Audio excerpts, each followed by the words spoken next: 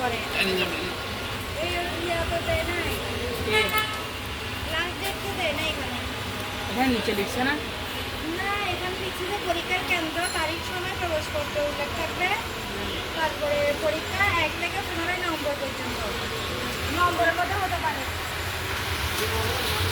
দেখি ফরম কাট করে তাহলে ফরম আপনার কাছে আছে ফরম আমি রুপিয়া বই বসে যে ফরম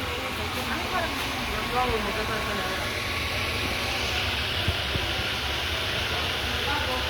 পরীক্ষা সম্ভব